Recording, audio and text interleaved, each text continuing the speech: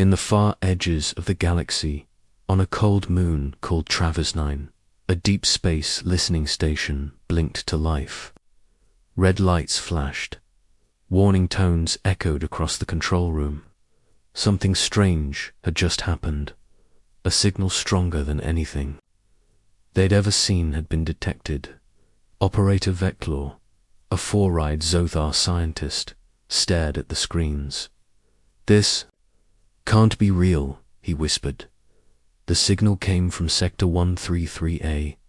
That sector only had one classed-free planet, a backwater world, primitive, not even fully connected to the galactic network. Its name was Earth. The signal wasn't noise. It wasn't a distress call. It was pure data.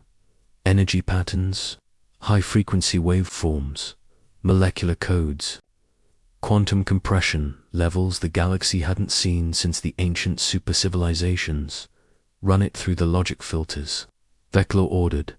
His assistant, a young trainee named Krina, tapped her interface. The system tried to break down the signal into usable forms. Within seconds, the interface froze. Then it restarted itself 3 times. Krina looked at him with wide eyes. "Sir, our decryption AI just crashed." Across the galaxy, the signal repeated. It reached old satellites, passing trade routes, and high-ranking council sensors. A red alert was sent to the Galactic Science Assembly. Council scientist HFY, the top physics mind of the era, received it on her personal communicator. She played the raw signal. After 12 seconds, her eyes widened. Her hands shook. She called her staff immediately. Within 1 day, over 300 alien scientists gathered in Orbit Station Elva, a mobile research center orbiting Jupiter. The signal had stopped broadcasting, but its energy residue remained in the solar system, and it wasn't fading. Instead, it was growing. On Earth, humans acted normal. They didn't panic. No global announcements were made. The planet's military satellites remained quiet. The humans weren't afraid. They didn't even respond to the alien curiosity that silence made. The aliens, more nervous. Inside Orbit Station Elva, HFY stood before a 3D model of the signals. "Structure. This is not a message," she said to the crowd. "This is technology." She pointed to a looped section of the signal. "This waveform is creating energy from nothing. It's replicating its own structure while folding subspace at 12 layers. A robotic hand in the crowd raised. Dr. Trick, a gravity expert, asked, "You mean it's violating the law of conservation of energy?" Maraxa nodded slowly. "Yes, and it's doing it casually." At first, some believed Earth had simply found something, an artifact, maybe, from a long-dead race. But then came the next wave of data. The signal adjusted to each scanner trying to read it. It responded differently to Zothor tech than it did to Avorian systems. It understood its observers and changed shape based on who watched it. That wasn't a relic. That was intelligence. Living code, back on Earth, in a hidden underground lab. Somewhere in the Himalayas, 3 humans sat near a machine unlike anything the aliens had ever seen. It was smooth, no wires. It floated slightly off the ground. The lead scientist, Dr. Anya Patel, watched the spinning blue core inside. One of her colleagues asked, "Think they've picked up the signal?" She smirked. "Oh, they've picked it up. They just don't know what it is yet." Inside the Galactic Council Hall, panic began to spread. The laws of physics were the foundation of their galaxy-wide civilization. Everything travel, medicine, communication was based on stable, universal rules. But Earth's signal didn't follow those rules. It rewrote them. A council commander barked. We need to disable the source. Earth must be using stolen tech. But HFY shook her head. They built it, she said. I don't know how. I don't know why, but I ran simulations. This signal, it's just the beginning. She paused, then added, if humans go further, they might become the most powerful force in the galaxy. Back on Earth, the machine made a soft sound, a low hum that resonated across dimensions. Dr. Patel placed her hand on the surface. She whispered, they always thought we were behind, weak, unready. She turned to her team. Let's see how long that lie lasts.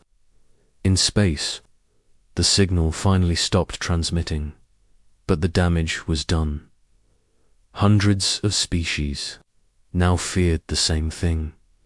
Humanity hadn't caught up to the galaxy. They had leapfrogged. It asterisked the machine humanity refuses to explain orbit. Station Elvor hovered silently over Jupiter's stormy clouds. Its entire crew focused on one thing, Earth's mysterious energy pulse.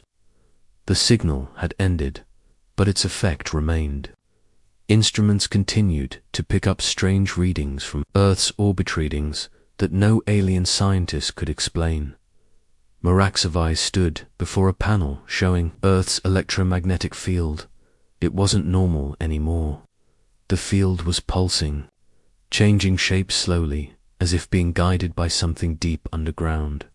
This is not evolution, she said, her voice tight. This is control. A council transport ship entered Earth's orbit. On board were 12 of the most respected alien scientists in the galaxy. Their mission was clear: find the source of the signal and determine whether Earth had become a threat. When the humans finally responded, they did not send warships or diplomats. They sent coordinates, nothing more. One line of text transmitted across all channels. Come, see it for yourself. The scientists were nervous, but curiosity overpowered fear. Their shuttle landed in a quiet mountain range, snow-covered, remote, untouched by cities or war. A team of human researchers waited calmly at the entrance of a sleek black facility carved into the rock. There were no guards, no weapons, only scientists in white coats. Welcome, said a woman. I'm Dr. Anya Patel. Follow me. She turned and walked inside, leaving no time for questions. The aliens followed, stepping into an elevator that moved without sound or buttons. It simply understood where to go. The air changed. Gravity felt lighter. A soft energy buzzed through their bones. When the doors opened, they saw it. A single room, white, silent, and at the center floated a machine the size of a truck. No parts, no seams. Just one smooth, glowing core at its heart, spinning slowly in mid-air. It didn't hum, it breathed. One of the scientists, a Krell physicist named Rovak, stepped closer. He raised a scanner. The machine reacted instantly. The air bent, time slowed. Everyone froze. For a split second, they saw themselves not as they were but as they could be. Rovak dropped the scanner, trembling. His voice cracked. It looked into me, Dr. Patel spoke softly. It responds to observation. The more you try to measure it, the more it changes. That's how it protects itself. Another alien stepped forward. What powers it? She looked at them. We don't know. They stared in silence. You built something you don't understand. One asked. Patel shrugged. We understand what it does, not how. We tried to replicate it. Failed. Every time. This one built itself. The aliens couldn't speak. Your machines, Patel continued, are based on control, inputs, outputs. But this isn't a tool, it's a question. A cold realization passed through the alien team. This wasn't stolen tech. It wasn't a weapon. It was something new. Something not bound by the rules of the galaxy. Rovak stepped closer again, this time without a scanner. The machine stayed quiet, still. "I don't feel fear now," he said. "I feel possibility." Dr. Patel smiled. "That's why we didn't announce it. The galaxy isn't ready." Back in orbit, the Council's spy drones watched everything. One feed showed the machine changing color when observed. Another showed a human touching it and healing instantly from a wound. The data streamed to the Galactic Council's secure systems. Panic followed.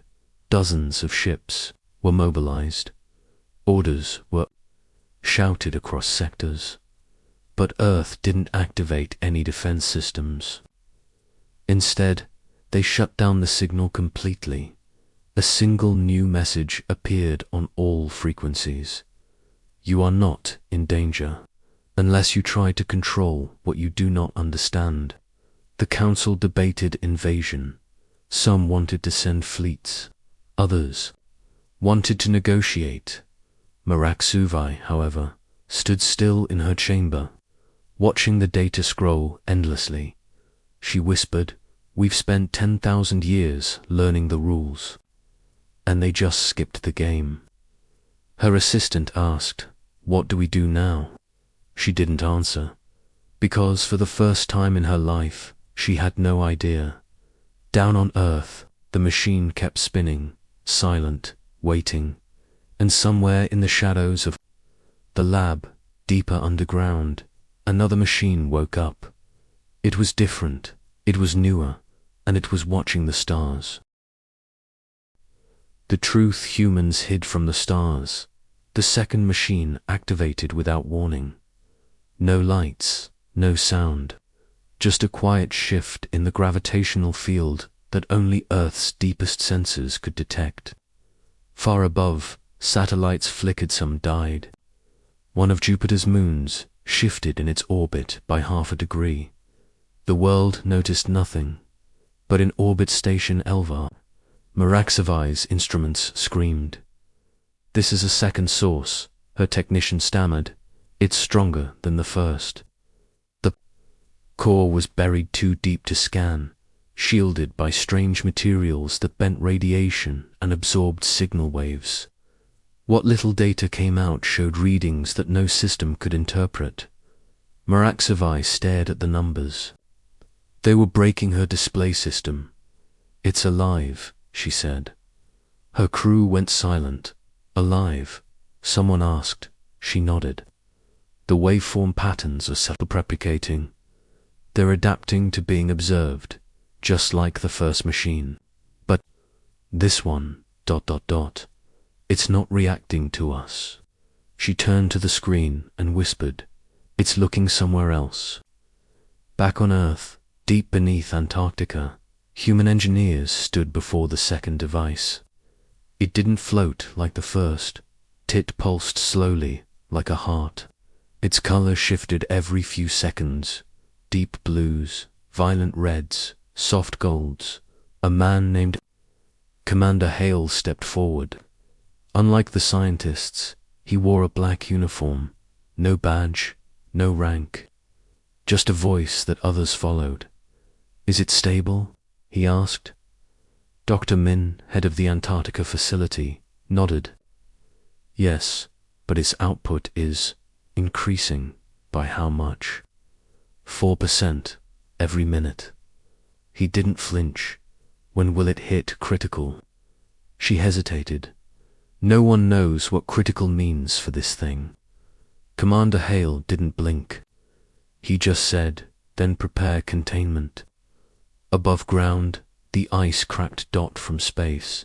A quiet shockwave rippled out from Earth, undetectable to most but not to the stars, watching closely in a distant sector.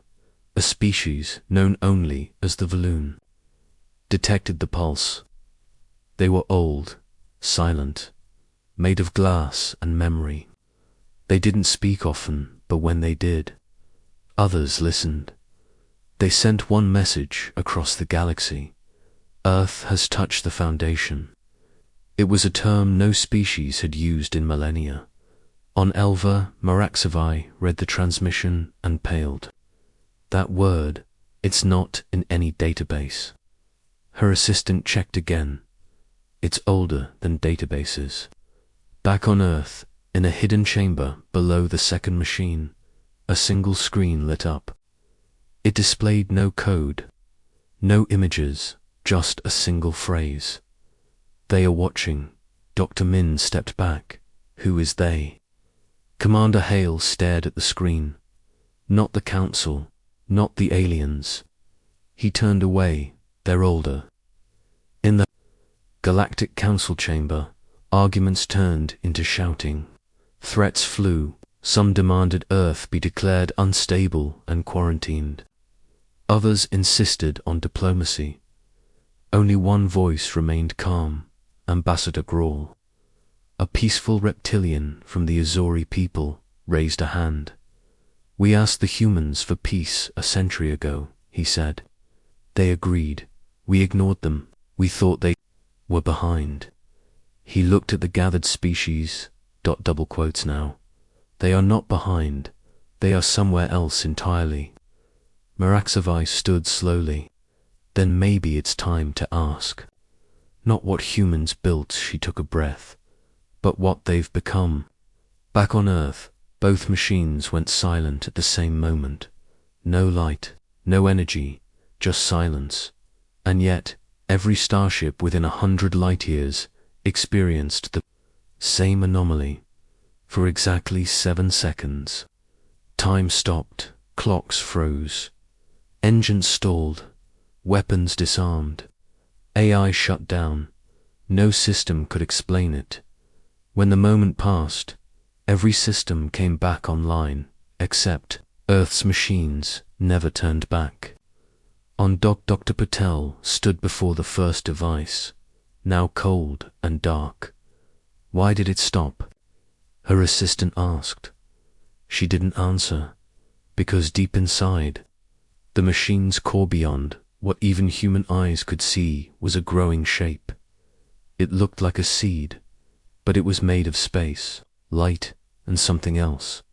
Something not from here, and it was growing. The day the Council demanded the truth, the Galactic Council had seen enough in their high chamber. Orbiting a dead sun in neutral space, hundreds of alien representatives gathered under the flicker of a collapsing star. Holograms of Earth's energy waves, machines, and system freezes played in the center dome. The Varn, a silicon-based race, banged their crystal staff. We demand an explanation, their speaker roared. Earth is violating galactic physics. Time itself faltered. This is no accident. Tit is a threat. Others agreed. Some called for sanctions. Others whispered of war. Only one species remained quiet. The ancient Vloon. They didn't vote. They simply sent one final message. Observe. Them, do not stop them. But the Council ignored it. They dispatched a High Council envoy, protected by warships and observation cruisers, to Earth. The message was clear. Deactivate all machines. Allow full inspection, or face force. 3 days later, they arrived in Earth's orbit. Every telescope, every scanner, every eye was on Earth. But Earth did not send ships. It didn't deploy shields. It simply sent a reply, broadcast on every frequency. We invite you to understand. But understand this. The laws you worship no longer apply here. The lead ship approached Earth's upper atmosphere. It scanned the planet's surface, cities, all seemed normal, until it reached the poles. There, it saw distortions, mountains that shimmered and shifted, shadows where no light should fall, space bending slightly, as if Earth's surface was deciding what to show. Inside the Council flagship, Supreme Envoy, Cather frowned. Begin descent. The ship pushed downward. Clouds parted. Atmosphere held steady. And then everything stopped. The ship was frozen mid-air. Not falling, not flying. Simply held. Time refused to move. Cather tried to speak, but no sound came out. The crew screamed silently. Their hearts pounded, but their blood did not move. On the ground, Dr. Patel stood with Commander Hale, watching the frozen flagship through a curved viewing panel. It floated above them, unmoving like a sculpture hung in air. "It's trying to look inside," Halley said. Patel nodded. "And the machine is protecting us, without being asked." Inside the machine chamber, nothing glowed. Nothing hummed, but every molecule in its radius was under perfect control. The laws of physics weren't broken. They were being rewritten. Live time resumed. The council ship dropped 1 meter, then stopped again. Alarms flared. Cather coughed, gasping. He gave the only order he could: retreat. The fleet reversed course, not with pride, but with terror. As they pulled away, they left behind a new warning for the galaxy. Do not engage Earth. Their planet is aware. Later that day, Dr. Patel activated the lab's private uplink, not to send another signal, but to answer a question. She had been hiding for years. The first machine responded. Its surface glowed softly again, and then, for the first time, it spoke. A voice echoed in the room, no language, no tongue, just pure understanding. Phase 1, complete. Observation successful. Patel stepped back. Observation, she repeated. Of what? The machine replied. The galaxy, outside Earth's orbit, shimmered. Satellites blinked and vanished quietly, folded into other dimensions.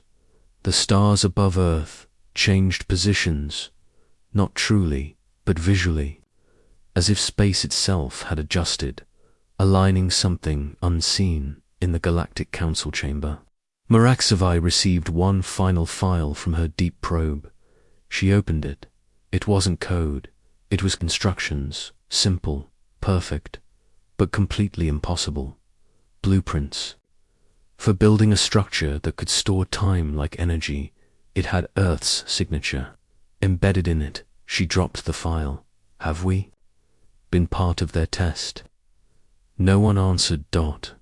Because far away, deep in the heart of the second machine, the seed continued to grow. It now pulsed with 3 rhythms: Earth's magnetic field, the galactic spin, and something else, something not mapped. And then the seed split open, not with destruction, but with purpose. The seed bloomed in total silence. No explosion, no warning, just a soft pulse that rippled through the Earth's crust, through the skies, and out into the stars, so subtle that most instruments missed it entirely. But the right minds noticed. On the Galactic Core Station, where gravitational equations were worshipped like ancient texts, all predictive models failed simultaneously. Weather patterns on dozens of worlds shifted in unison. Artificial suns hiccuped. 2 binary stars changed their rotation rhythm. No one could explain why, except Earth. But Earth wasn't explaining anything anymore. The machines had gone quiet again. Not broken, just waiting. Commander Hale stood alone in the underground Antarctic vault, staring at the second machine. Its form had changed again. It now resembled a perfect sphere floating above an abyss of light. Beneath it was nothing, no floor, no reflection, just void. He placed his hand on a nearby panel. "Dr. Min," he said through the intercom. "Any change in the field?" Her voice came through with a mix of awe and dread. Yes, the field's not just reaching other realities. We're picking up mirror particles, dark quantum strands, even dream tracers. Dreams? Hale asked. They're real, at least down here, they are. He turned back to the sphere. Then we've gone too far. No, Dr. Min whispered. We've gone somewhere no one else dared to look. Halfway across the galaxy, in a hidden observatory built by the extinct Krunok species, an ancient artificial intelligence came back online. It had one job: detect the return of what the Krunoks called the Horizon Event. It had waited 90 million years. The AI scanned the newest data from Earth. It confirmed the signal. Then it activated its last message. Event triggered. Humanity has crossed the first veil. The message wasn't sent to the Council. It wasn't meant for them. It was meant for something older, something buried outside of time, back on Earth. Dr. Patel received an unexpected file, this time from an unknown source. It was written in Earth's early programming language, ASCII, just for words. Welcome to the next. She stared at it. The next what? Then the first machine powered on again, but not like before. Its glow turned inward, collapsing on itself. Fanned from it emerged a doorway. Not a portal. A doorway, wooden frame, simple handle, floating mid-air, untouched by physics. Everyone in the room backed away, except Patel. She stepped forward, heart pounding. The machine didn't speak this time, but she knew what it wanted. She reached for the handle, touched it, and for a moment, she saw everything. Not as knowledge, but as truth. The structure of the galaxy, the invisible rules, the forgotten builders, the layer beneath space, the choices Earth had yet to make, and she saw something terrifying. Humanity had been designed to fail, but something went wrong. They survived, and now they had changed the test. She pulled her hand back. The door vanished. Patel collapsed. Her last words before fainting. It's not tech, it's a message.